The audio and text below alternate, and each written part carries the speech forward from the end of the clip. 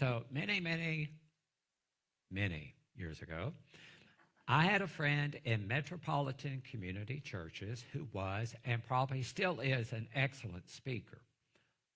Now, at the time, he was a deacon in the church where I was a member, and I was also in the process of becoming an ordained MCC minister. And I asked him one day, you have this really great speaking skill. You're a deacon. You know what's going on. Why aren't you in the ministerial program? And he just laughed and said, no, no, no, no, no, no.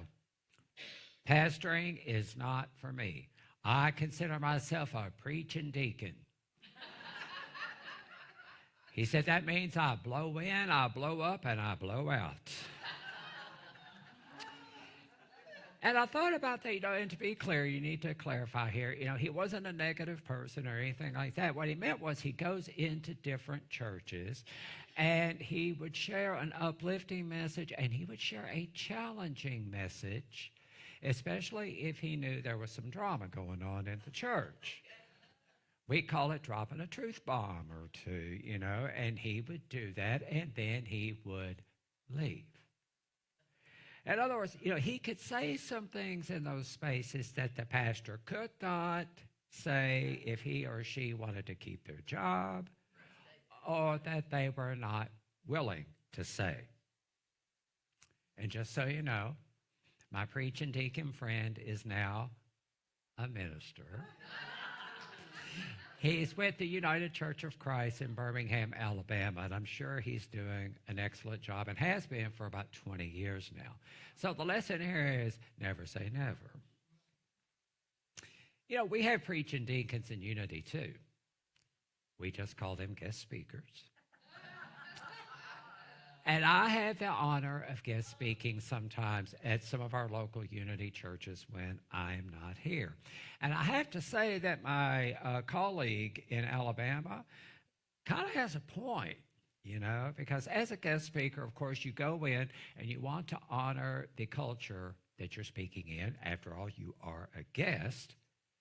At the same time, if you passionately and respectfully, very important, passionately and respectfully speak some heartfelt truths and people don't like it or they don't like you, all that happens is they don't invite you back.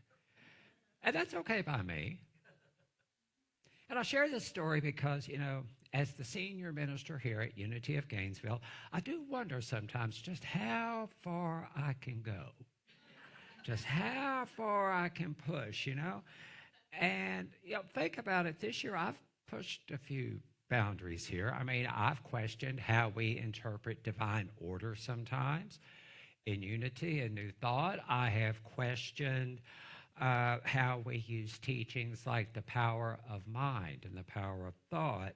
And last week on Mother's Day, I kind of called out our founders, the Fillmores, and I thought that they made a mistake because they assigned male creative energy to wisdom, which is fine. But in the Bible refers to wisdom as the feminine, as female. So I just kind of called that out, right? What I've learned, however, is that most of the time, whether it's here or at another Unity church, is when I think I may have pushed just a little too far, I may have pushed a few buttons. Most of the time, not all the time, most of the time, somebody will come up to me and say, thank you. Thank you for saying that because, I've been questioning that or that's been on my mind and I'm just afraid to speak it out loud. Other folks just shake my hand and say, thank you, and they give me that, bless your little heretical heart look. And that's okay too. So all of this is going on in my mind while I'm reading Father Richard Bohr's latest book, The Tears of Things. And you know what that leads to, right? It leads to a talk series. And we all know the drill here. I'm scheduling this one for 2 weeks. It might go 3. We'll see. I'll keep you posted. So let's get going. Who wants to be a prophet? Now, at first, if you think about it, being a prophet could be a pretty sweet deal. Because, at least in the Bible, prophets were the mouthpieces for God. So it's like you say, God spoke to me and told me to tell you this. And that means if you get that job, you have to be pretty tight with God, right? It's like you're in God's inner circle and you're getting all this privileged information. So it sounds good, but let's back up. What other images come to mind when you think prophet, especially biblical prophets?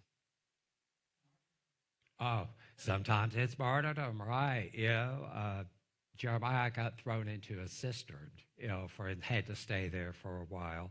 And we all know what happened to Jesus, right? So it's usually, when you think of a prophet, it's usually not some nice, educated, soft-spoken old white guy, right? No, especially when it comes to biblical prophets, because, there were no soft-spoken, old, educated white guys in the Old Testament world. Yeah, we were a little bit late to the party. So, no, when it comes to the Bible, usually we think of strange and incredibly angry people, possibly mentally unhinged, and some who made questionable fashion choices. And I'm talking about John the Baptist here, from his camel hair outfit. His accessory was a leather belt. He ate locust and wild honey. Yeah, people like that. We also tend to think of prophets as exclusively male, and they're always predicting future doom, right? Sometimes that's the case. Some of the prophets were a little weird. After all, the Bible records Isaiah walked naked for 3 years to demonstrate the humiliation Judah would eventually face if the people continued to put their faith in foreign governments. I have no plans of doing that, and you are welcome. To demonstrate the Israelites' uncleanness, the Bible records that God told Ezekiel to publicly cook small rations of food using human dung as the fuel for the fire. Ezekiel said, nope, that's going to make me ritually unclean, can't do that. Bible says God comes back and says, okay, use cow dung. So much better. I don't know about y'all, but poop is poop. And none of it's clean, okay? So you read examples like this in the Bible, and as I read those, I thought to myself, and I was worried about some of the stuff I say.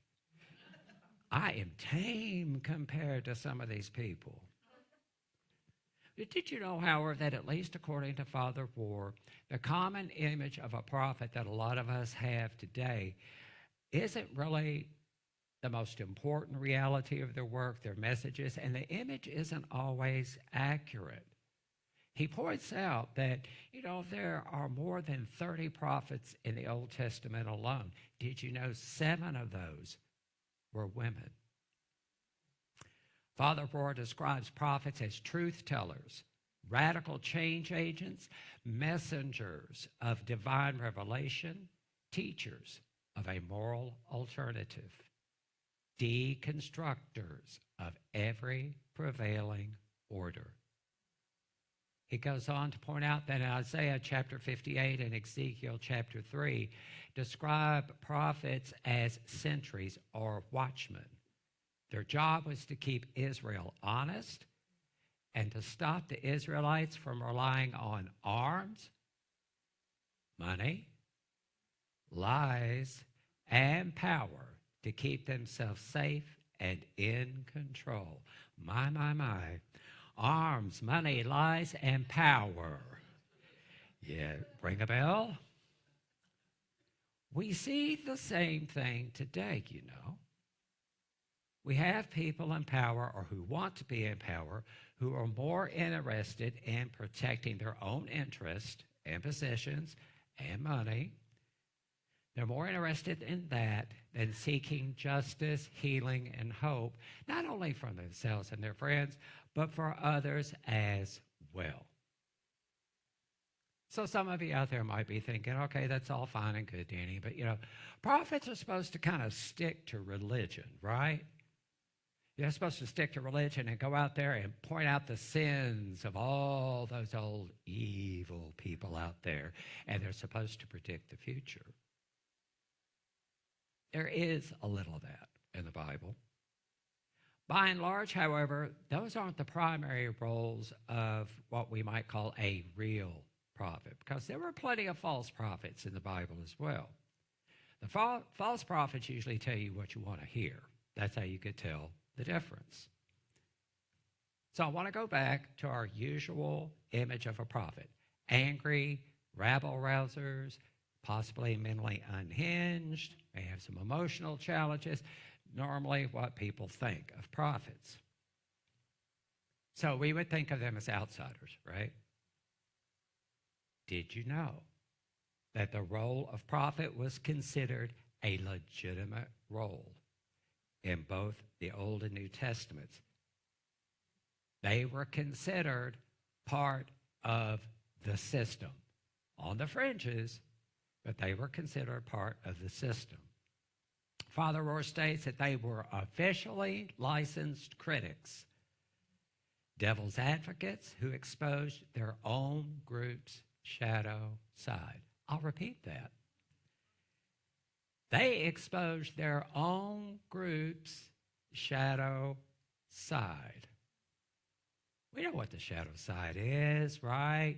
It's that side of ourselves, our spiritual communities, our denominations, our government, our religion, our country. All that stuff we don't want to look at. We don't want to talk about it. And we sure as heck don't want it exposed. Jesus addressed this issue in the Gospel of Matthew when he called the scribes and Pharisees hypocrites. And I'm paraphrasing here, but Jesus basically told the scribes and Pharisees, he said, look, you guys do a great job with the law. You cross the T's, you dot the I's, you tithe on your dill and your cumin and all that. You do a bang-up job with worship. You have got it all together there, but you are ignoring the more important things, the tougher issues of justice, mercy, and faith. So you're doing great on the show over here and all the law, but you're missing the point. Jesus is quoted as saying, it is these, mercy, faith, and justice, it is these things that you should practice without neglecting the others. In other words, Jesus is saying it's a both and here. It's not one or the other, it's a both and. So all the harshness from Jesus.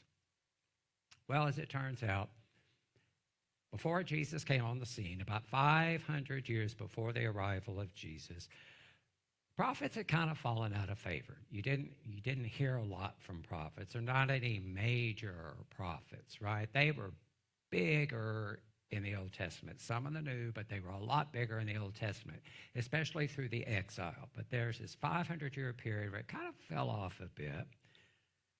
They had all settled into this, what you call prevailing and sometimes pretty corrupt order, both religiously and governmentally. So here comes this guy, Jesus, all of a sudden, after 500 years, calling people out on their stuff in his own community, talking to the religious elite. He was deconstructing the prevailing order, just like a prophet. So my point here is that while prophets may eventually expand their proclamations and their challenges to include society at large, they start where?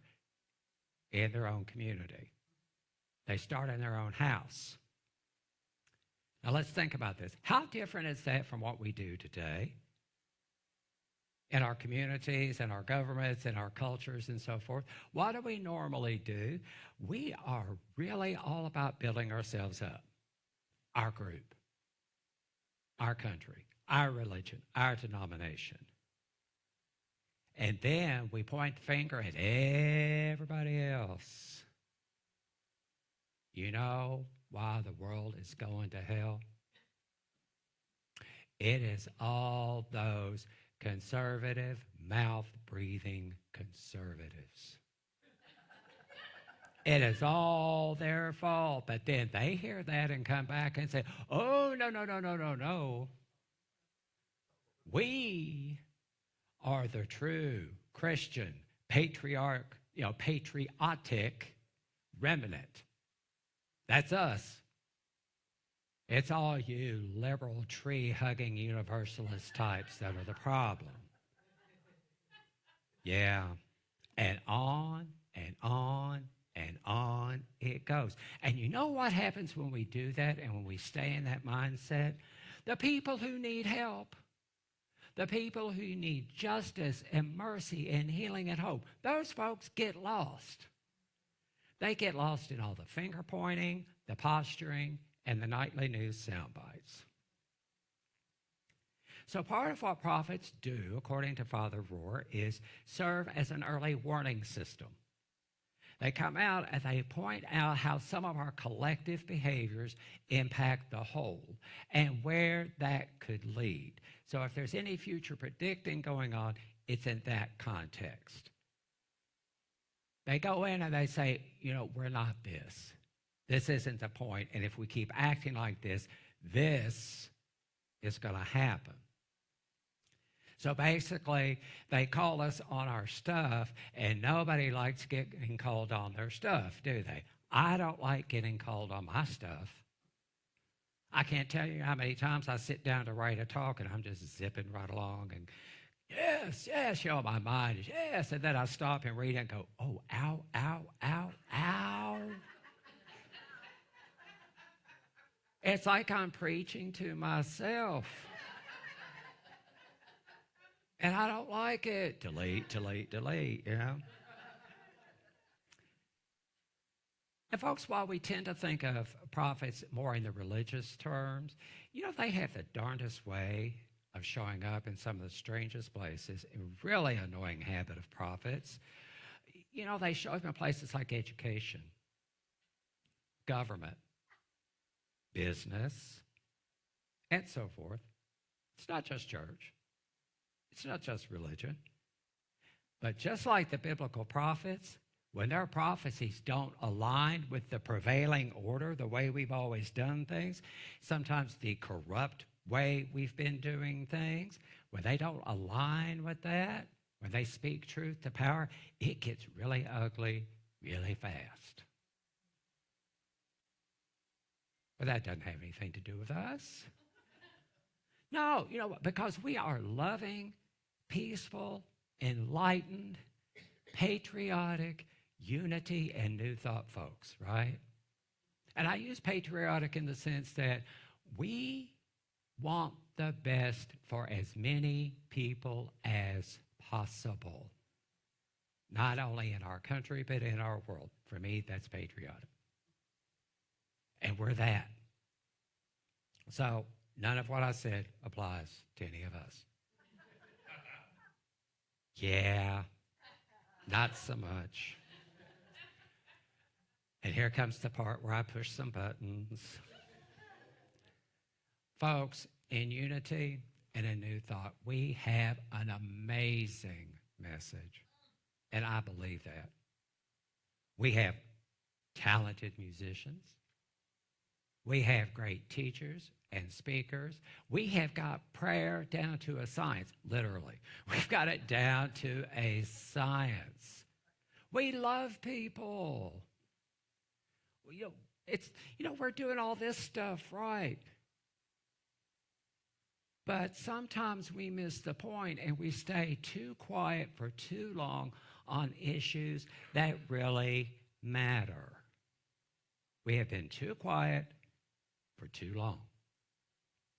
Yes, Each one of us is an individual expression of the divine. Yes, it is important for us to tend to our individual inner lives. It's important for us to be centered in peace, love, and light, and to nourish our individual consciousness with positive, hope-filled, faith-filled thoughts, because what we do in here shows up out there. All incredibly important.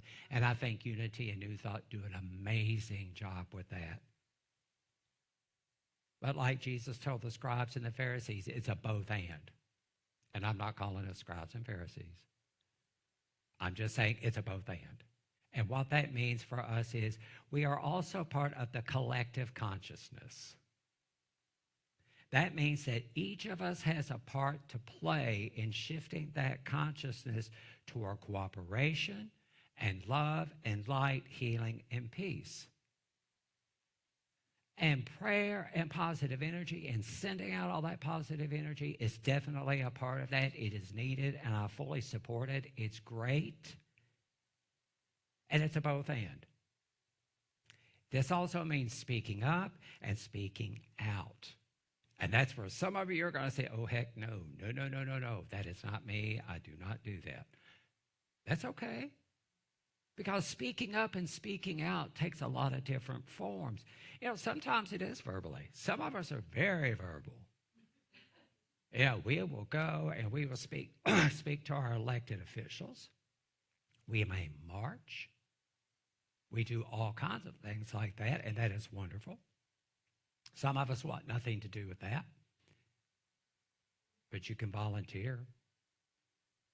You can give your financial gifts. You can educate one person at a time. You can sit down and talk with people who don't believe like you, act like you, love like you, excuse me, or vote like you. And that's hard sometimes. We can do that. That's a way of speaking up and speaking out. It all counts. What I'm saying here is it's okay to trust in things like the power of mind and divine order and holding the vision that it's all going to work out the way it should work out. That is really okay. We need to back some of that up with action to help that. You know, there's an old Native American proverb that goes something like this: trust in God, but row away from the rocks. The point: thoughts, prayers, positive energy, go within, take care of that inner life, and then take that out. Take that out and live it. Now, some of you might be thinking, well, that's all fine and good. I'm on board with at least a little of this. That's all good, but you know what? I am no prophet. Au contraire. And why do I say that? You have to come back next week and find out.